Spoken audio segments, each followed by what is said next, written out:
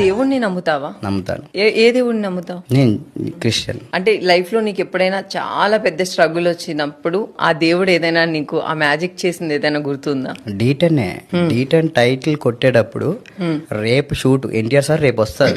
Almost నేను wheel chair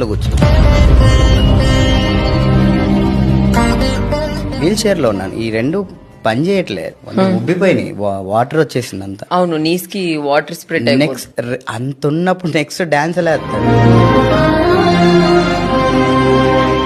literally నేను నడవలేకపోయాను.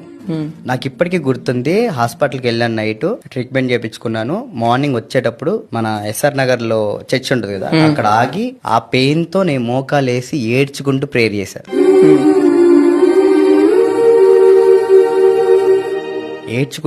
చేశాను.